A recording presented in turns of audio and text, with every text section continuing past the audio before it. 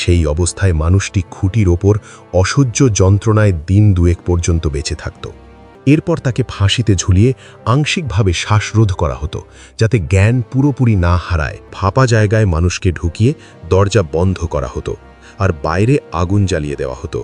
এরপর তাকে জোর করে মধু ও দুধ খাওয়ানো হতো এবং সারা শরীরে তা মাখিয়ে দেওয়া হতো। আপনি কি কখনো ভেবে দেখেছেন ইতিহাসে মানুষের কল্পনা কতটা ভয়ঙ্কর হতে পারে? রাজনীতি, ধর্ম বা আইন যেখানে ক্ষমতা ও ভীতি হাত ধরাধরি করে চলে, সেখানে জন্ম নিয়েছিল এমন কিছু মৃত্যুদণ্ডের পদ্ধতি যেগুলোর উদ্দেশ্য শুধু হত্যা নয়, জনসমাজে চরম আতঙ্ক সৃষ্টি। মানব সভ্যতা যখন একদিকে জ্ঞান ও বিজ্ঞানকে এগিয়ে নিয়ে গেছে, ঠিক অন্যদিকে তৈরি করেছে মানুষের ওপর প্রয়োগের জন্য সবচেয়ে নিষ্ঠুর কিছু শাস্তির রীতি। আজ আমরা জানব পৃথিবীর ইতিহাসের সবচেয়ে ভয়াবহ 10টি শাস্তির রীতি, যেগুলো মানুষ নিজেই সৃষ্টি করেছিল মানুষের ওপর প্রয়োগ করার জন্য।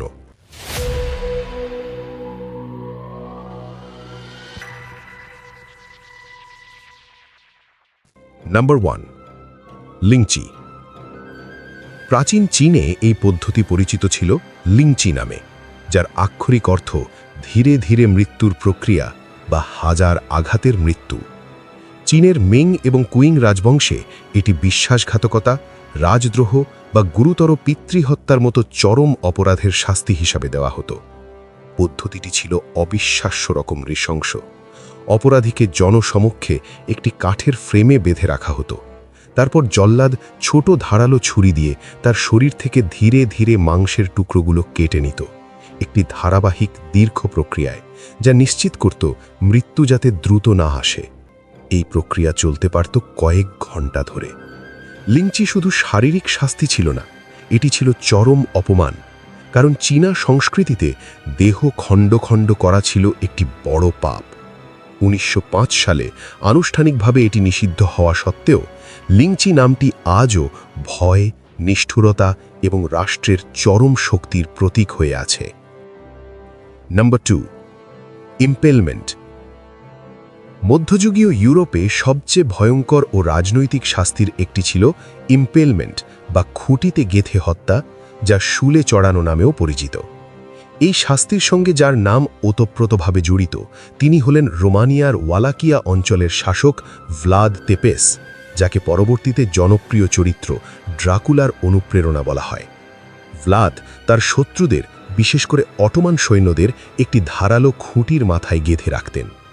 পদ্ধতিটি ছিল এমন, খুঁটির এক প্রান্তে মানুষকে বসিয়ে সাবধানে পুরো শরীর দিয়ে তার ঠেলে বের করে দেওয়া হতো, যাতে গুরুত্বপূর্ণ অঙ্গগুলো সঙ্গে সঙ্গে ক্ষতিগ্রস্ত না হয়। সেই অবস্থায় মানুষটি খুঁটির ওপর অসহ্য যন্ত্রণায় দিন দুয়েক পর্যন্ত বেঁচে থাকত। এই ভয়াবহ দৃশ্য রাজপথে সারি সারি সাজিয়ে রাখা হতো, যাতে শাসকের শক্তি, ভয় এবং চরম সামরিক ক্ষমতা একই সঙ্গে প্রকাশ পায়। Number 3, hanged, drawn and quartered. মধ্যযুগীয় ইংল্যান্ডে রাজদ্রোহ বা রাষ্ট্রবিরোধী অপরাধে প্রয়োগ হতো এই ভয়াবহ পদ্ধতি। এটি ছিল 3 ধাপের এক চূড়ান্ত শাস্তি। প্রথমে অপরাধীকে ঘোড়ায় টেনে আনা হতো মৃত্যুদণ্ডের স্থানে, যাকে বলা হতো ড্রন। এরপর তাকে ফাঁসিতে ঝুলিয়ে আংশিকভাবে শ্বাসরোধ করা হতো, যাতে জ্ঞান পুরোপুরি না হারায়, অর্থাৎ হ্যাংড। সবশেষে যখন অপরাধী প্রায় মৃত, তখন তার শরীরকে কাটা হতো এবং শরীরের ভিতরকার অংশ বের করে আগুনে পোড়ানো হতো এবং দেহকে 4 ভাগে ভাগ করা হতো, যা পরিচিত ছিল কোয়ার্টার্ড নামে। শরীরের প্রতিটি অংশ পরে রাজ্যের 4 দিকে টাঙিয়ে রাখা হতো, যেন শাসকের বিরুদ্ধে বিদ্রোহ করার সাহস আর কেউ না করে। ইতিহাসবিদরা বলেন, এটি শুধু শাস্তি নয়, একটি চরম রাজনৈতিক প্রদর্শনী ছিল। নাম্বার 4, ব্রেজেন বুল। এটি প্রাচীন গ্রিসের উদ্ভাবন হলেও এটি মানব ইতিহাসের অন্যতম নির্মম পদ্ধতির প্রতীক। ব্রেজেন বুল ছিল একটি ধাতব ষাঁড়ের বিশাল ভাস্কর্য। ভিতরে ফাঁপা জায়গায় মানুষকে ঢুকিয়ে দরজা বন্ধ করা হতো আর বাইরে আগুন জ্বালিয়ে দেওয়া হতো। ধাতুটি উত্তপ্ত হলে ভিতরের মানুষটি ধীরে ধীরে পুড়ে মারা যেত। কিন্তু এই পদ্ধতির সবচেয়ে ভয়ঙ্কর দিকটি ছিল ষাঁড়ের ভিতরে বিশেষ নলপথ তৈরি করা ছিল, যা ভিতরে থাকা মানুষের আর্তনাদ ও চিৎকারকে বাইরে থেকে ষাঁড়ের গর্জনের মতো বা করুণ সঙ্গীতের মতো শোনাত। এটি তৈরি করেছিলেন অ্যাথেন্সের প্রকৌশলী পেরিলাস, স্বৈরাচারী শাসক ফালারিসের আদেশে। কিংবদন্তি অনুযায়ী ফালারিস প্রথমে পেরিলাসকেই সেই ষাঁড়ে ঢুকিয়ে তার উদ্ভাবনের কার্যকারিতা পরীক্ষা করেন। নাম্বার 5, স্ক্যাফিজম বা নৌকা শাস্তি। এটি ছিল প্রাচীন পারস্যে ব্যবহৃত এক ভয়ঙ্কর পদ্ধতি, যা শাস্তির চেয়েও বেশি ছিল ধীরে ধীরে মৃত্যুর নিশ্চিত যন্ত্রণা। এই শাস্তির লক্ষ্য ছিল পচন, পোকামাকড় ও সংক্রমণের মাধ্যমে দীর্ঘ ও যন্ত্রণাদায়ক মৃত্যু। দণ্ডপ্রাপ্তকে 2টি কাঠের নৌকার মাঝখানে এমনভাবে বেঁধে রাখা হতো যাতে কেবল তার মুখ, হাত ও পা বাইরে থাকত। এরপর তাকে জোর করে মধু ও দুধ খাওয়ানো হতো এবং সারা শরীরে তা মাখিয়ে দেওয়া হতো। তারপর সূর্যের তাপে উন্মুক্ত স্থানে রেখে দেওয়া হতো। পায়খানা প্রস্রাব জমে যাওয়া এবং মধু দুধের গন্ধে দ্রুত মাছি, পিঁপড়ে এবং অন্যান্য পোকামাকড় সেই দেহ খেতে শুরু করত। এই প্রক্রিয়া চলত দিনের পর দিন, যতক্ষণ না সংক্রমণ ও পোকা খাওয়ার ফলে ধীরে ধীরে মৃত্যু আসত। এই শাস্তির কথা এসেছে প্রাচীন গ্রিক লেখক প্লুটার্কের বর্ণনায়। Number 6, boiling and roasting.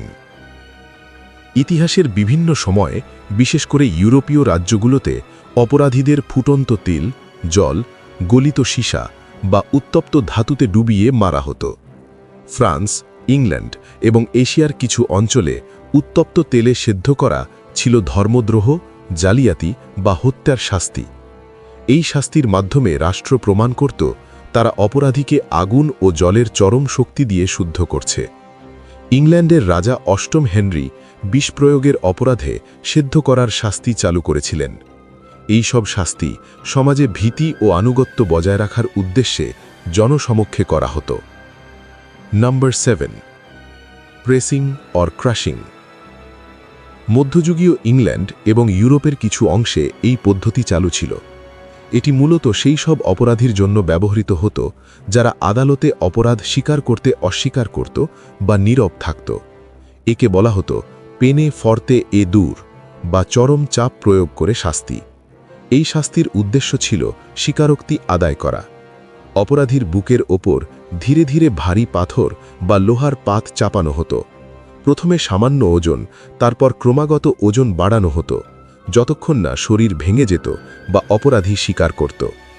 1606 সালে গাইলস কোরি নামের এক ব্যক্তি তার নির্দোষিতা প্রমাণের জন্য মৃত্যুর আগ পর্যন্ত এভাবে নীরব ছিলেন। তার মৃত্যু নীরব প্রতিরোধের এক ঐতিহাসিক প্রতীক হয়ে ওঠে। Number 8, burning at the stake. মধ্যযুগীয় ইউরোপে ধর্মীয় আদালত বা ইনকুইজিশন দ্বারা এই শাস্তি বহুল ব্যবহৃত হতো। ধর্মদ্রোহী বা ডাইনি হিসেবে অভিযুক্ত নারীদের অনেক সময় কাঠের স্তূপে বেঁধে আগুনে পুড়িয়ে মারা হতো। এই রীতি চার্চের পক্ষ থেকে দেখা হতো পবিত্র শুদ্ধিকরণ হিসেবে, যা পাপী আত্মাকে মৃত্যুর মাধ্যমে মুক্তি দেবে। এটি ছিল এক ভয়াবহ গণ অনুষ্ঠান, যা ধর্মীয় গোঁড়ামি ও সামাজিক আতঙ্ককে কাজে লাগিয়েছিল। ফ্রান্সের জাতীয় বীর জোয়ান অফ আর্ক, যিনি ইংরেজদের বিরুদ্ধে সেনা পরিচালনা করেছিলেন, তাকে ধর্মদ্রোহের অভিযোগে 1431 সালে এই পদ্ধতিতে মৃত্যুদণ্ড দেওয়া হয়। Number 9, the guillotine. ফরাসি বিপ্লবের সময় তৈরি হয় গিলোটিন, একটি ধাতব যন্ত্র যার ধারালো ব্লেড গলা কেটে দ্রুত মৃত্যু ঘটায়। এই যন্ত্রের উদ্ভাবক ডক্টর জোসেফ ইগনেস গিলোটিন দাবি করেন এটি হবে সমান ও দ্রুত বিচারের প্রতীক, যেখানে তৎকালীন প্রেক্ষাপটে সব শ্রেণীর মানুষের জন্য একই দ্রুত ও মানবিক মৃত্যু নিশ্চিত হবে। কিন্তু 1793 থেকে 1794 সালের আতঙ্কের রাজত্বকালে এটি পরিণত হয় রাজনৈতিক মৃত্যুদণ্ডের এক ভয়াবহ প্রতীকে। অল্প সময়ে হাজার হাজার মানুষকে এই যন্ত্রে হত্যা করা হয়। আশ্চর্যজনকভাবে গিলোটিন ব্যবহার শেষ হয় মাত্র 1977 সালে। ফ্রান্সে শেষবার এক ব্যক্তির মৃত্যুদণ্ড এই যন্ত্রেই দেওয়া হয়। Number 10, modern executions. বিংশ শতকে এসে বিজ্ঞান দিয়ে মৃত্যুকে মানবিক করার চেষ্টা শুরু হয়। ইলেকট্রিক চেয়ার, গ্যাস চেম্বার এবং পরবর্তীতে লিথেল ইনজেকশন সবই দাবি করেছিল দ্রুত ও কম যন্ত্রণার মৃত্যু দেবে। কিন্তু বাস্তবে বহু ব্যর্থ প্রয়োগে মৃত্যুদণ্ড আরও বিতর্কিত হয়। ইলেকট্রিক চেয়ারে মানুষ পুড়ে যাওয়ার ঘটনা, গ্যাস চেম্বারে দীর্ঘ সময় ধরে কষ্ট পাওয়া এবং লিথাল ইনজেকশনে ভুল ডোজের কারণে অসহ্য যন্ত্রণা মৃত্যুকে মানবিক করার দাবিকে প্রশ্নবিদ্ধ করেছে। আজ অনেক দেশ এই পদ্ধতিগুলো নিষিদ্ধ করেছে, অন্যরা এখনও তা ব্যবহার করে চলেছে।